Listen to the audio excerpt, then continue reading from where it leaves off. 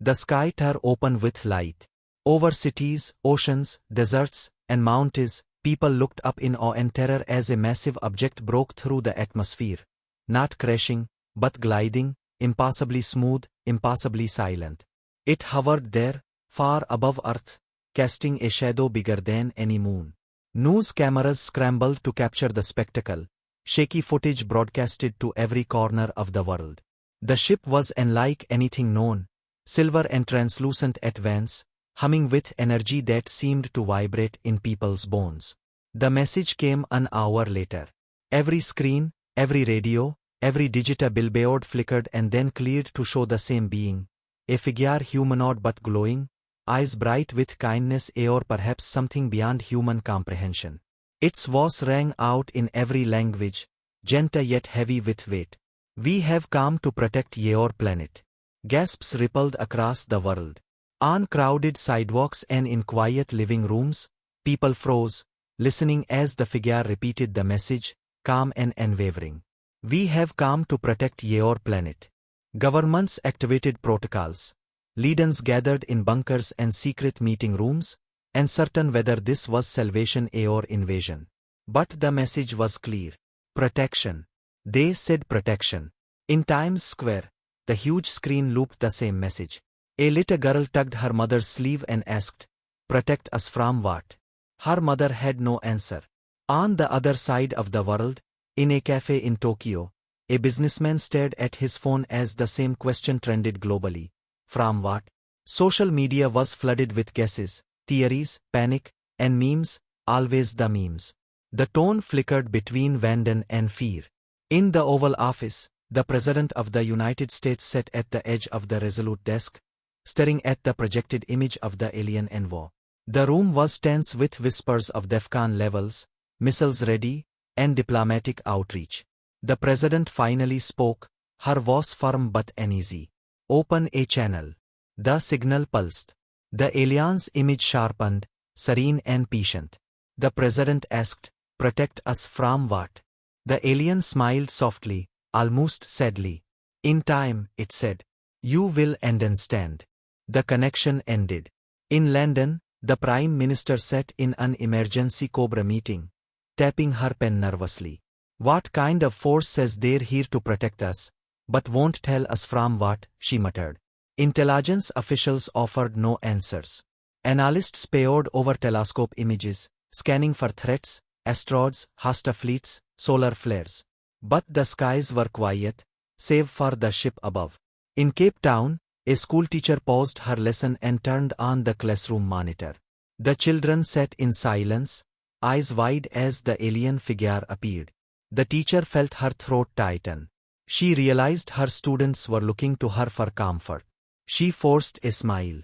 "Sometimes," she said gently, "friends come to help before we even know we need them." In Moscow, military officials convened in underground chambers, arguing over whether to shoot the ship out of orbit and risk retaliation. A general barked. "What if they are truly here to help? But help from what?" The question gnawed at everyone's minds. As night fell, the ship remained, unmoving, a silent guardian. Or was it a looming threat? Across the world, some people prayed, some drank, some cried. Others stood on rooftops and watched the stars, wondering if they would ever know peace again. A global broadcast was arranged.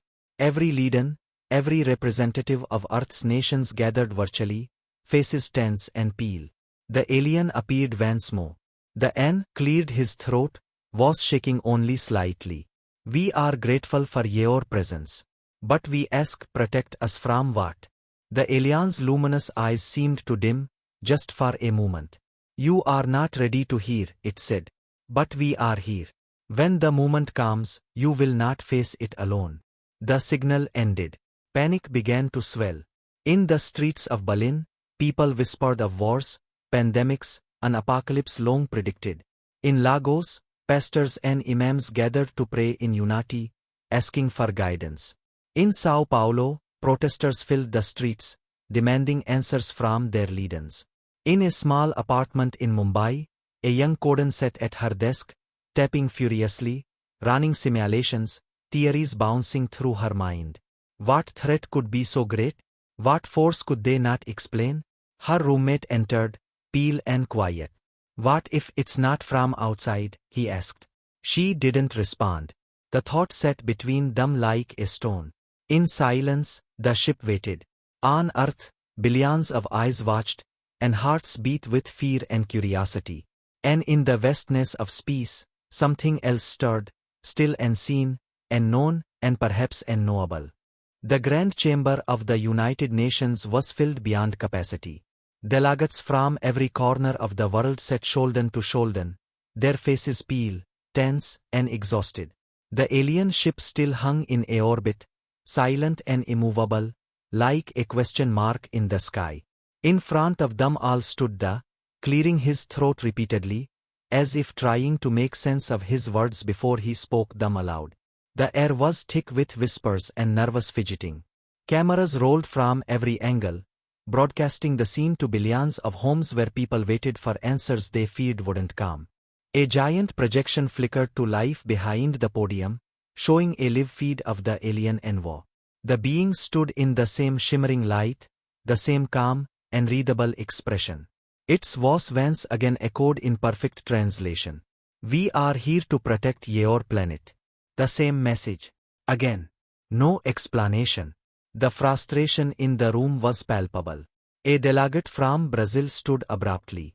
"We are grateful," he began, his voice straining, "but humanity demands clarity. What danger approaches? Is it a force from beyond our world? A disaster? A war?" His words hung in the air, unanswered.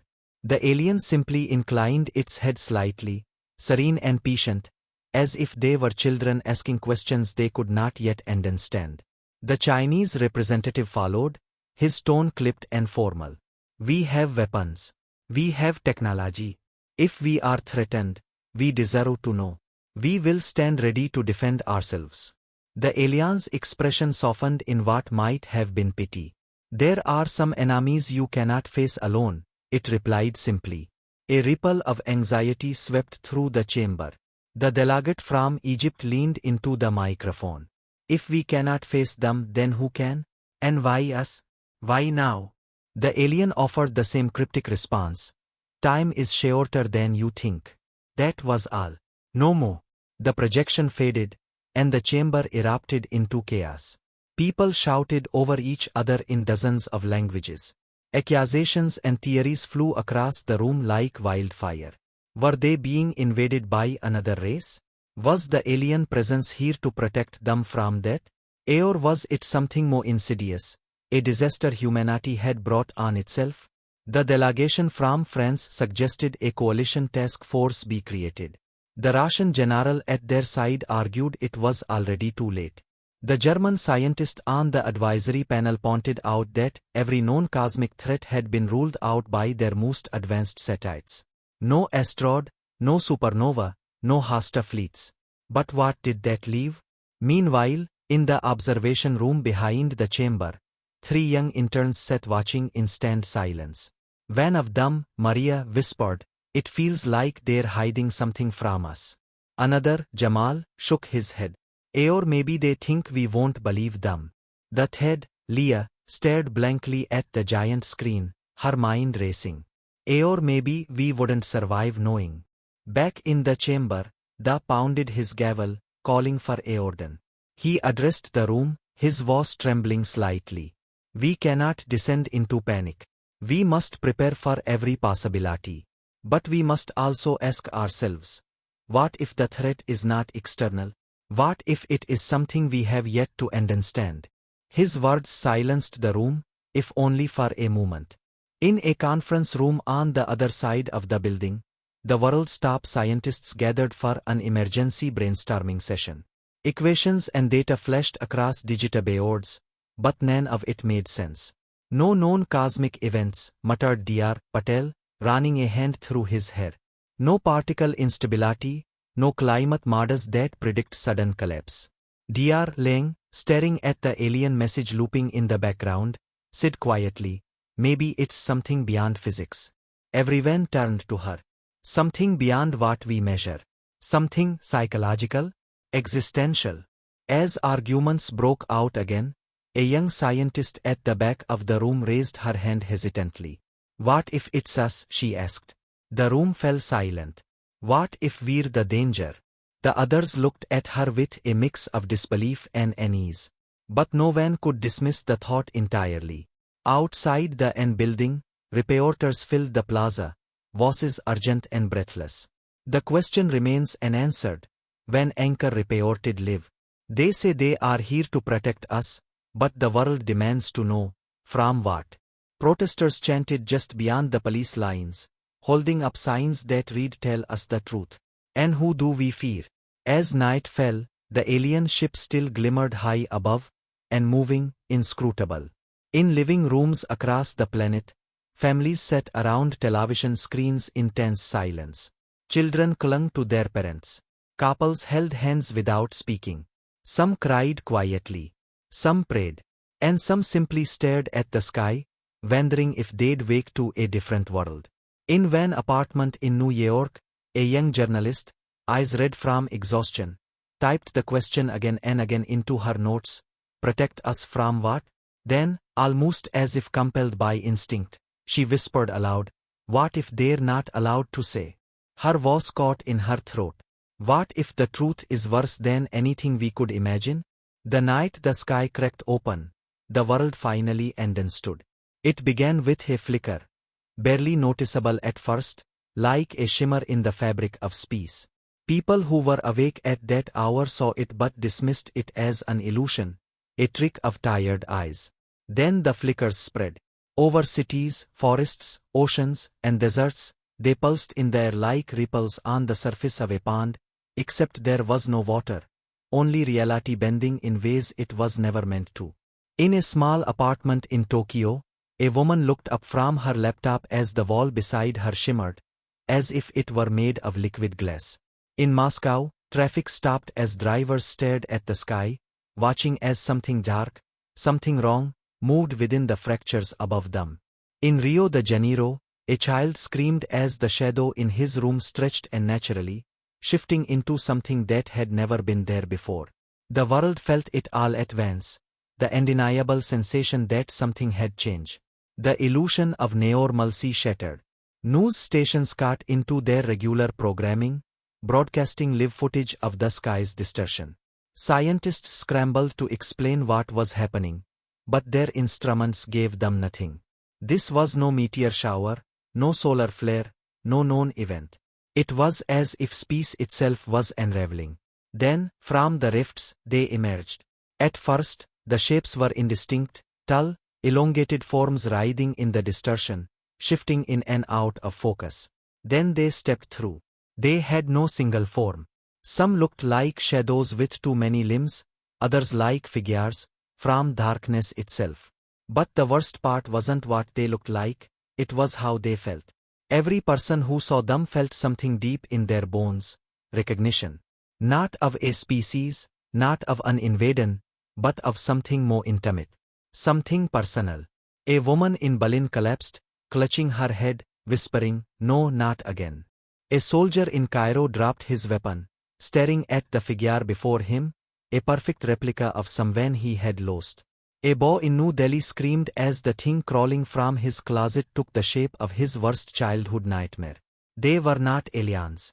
They were not monsters from beyond the stars. They were something far worse. They were the things humanity had buried, fears, regrets, hatred, guilt, manifested. The United Nations chamber, which had been filled with shouting and demands just hours before, was now silent, its members frozen as the alien envoy materialized once more on the grand screen. This time, it did not wait for questions. "This is why we are here." The pale and visibly shaken, swallowed hard before speaking. "What are they?" His voice was almost a whisper. The alien's glowing eyes dimmed slightly. "They are your own." The words hung in the air, heavy and suffocating. The delegates looked at one another, searching for meaning, for some way to deny the truth, but they had already seen. Outside, the streets filled with screams as people ran, as the creatures of their own subconscious took form. Some fought, lashing out in desperation. Some fell to their knees, overwhelmed by their own past. The alien continued. Your world is sick, not in body but in mind. The fractures you see are not from space, but from you. The weight of your history, your violence, your grief, your world can no longer contain it. A scientist in the chamber stood, hands trembling. But why now? Why all at once? The alien's expression remained unreadable. Because you have reached the limit. A mind can only hold so much before it breaks. A world is no different. Outside, the creatures multiplied. They did not attack, they did not need to. They simply were. And that was enough. Enough to drive people to madness, to force them to confront what they had spent lifetimes denying. Some collapsed in the streets, whispering apologies to no one. Others raged, trying to destroy the things they had created. But how do you kill what was born from your own mind?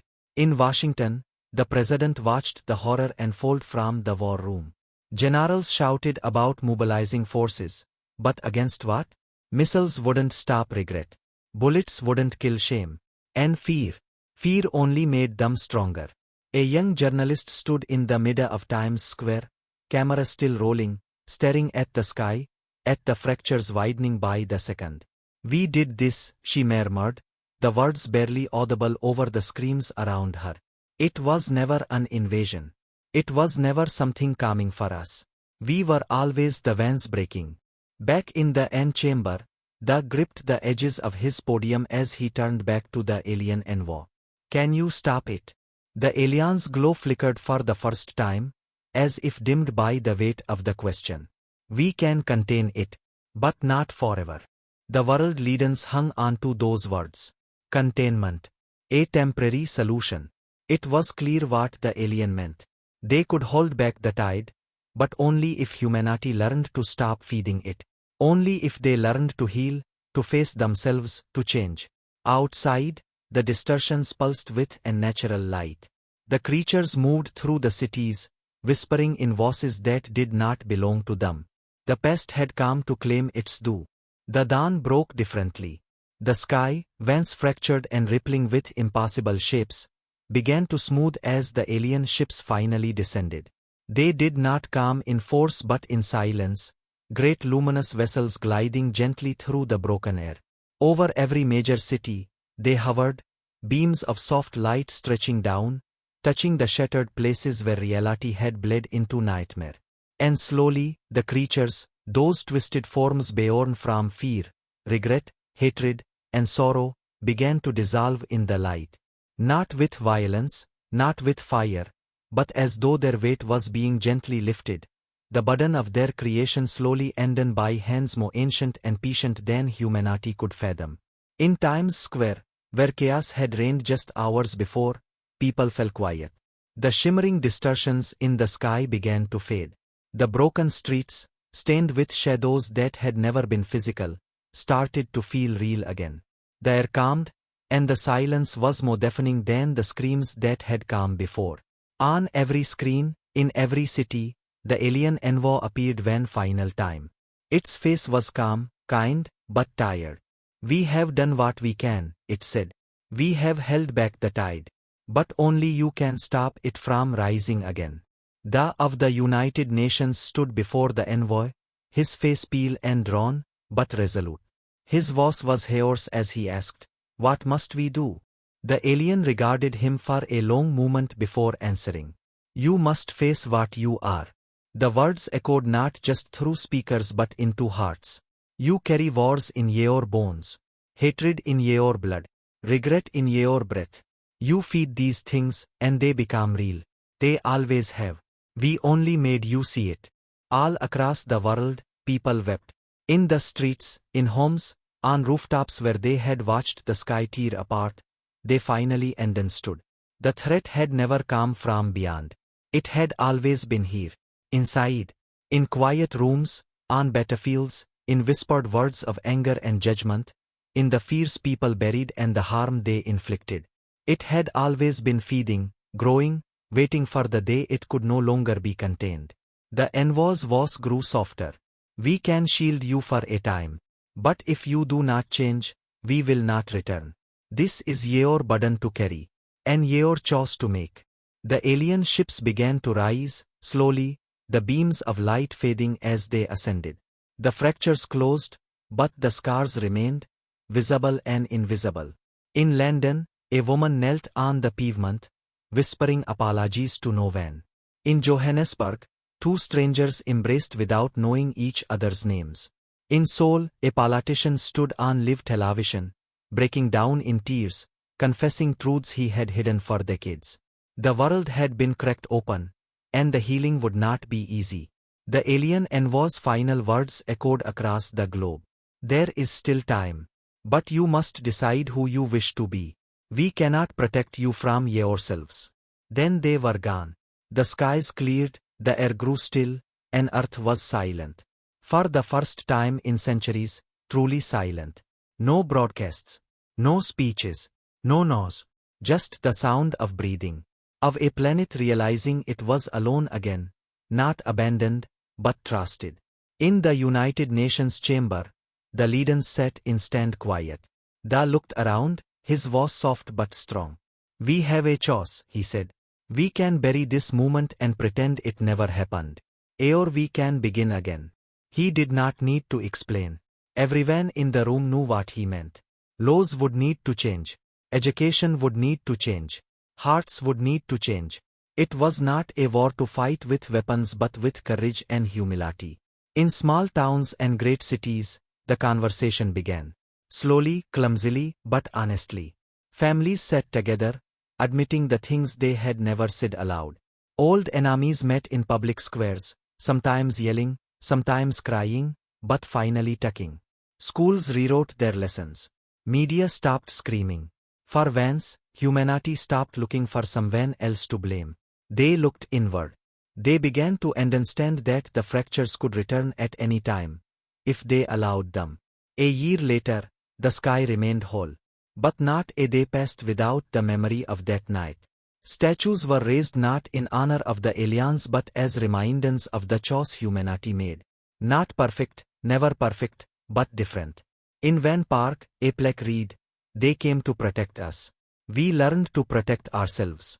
In a quiet corner of New York, the same young journalist who had stood in Times Square that night typed her final words into the story she had been writing for a year. She paused before the last sentence and smiled softly. The monsters were never out there. They were inside us. But so was the hope. She hit publish.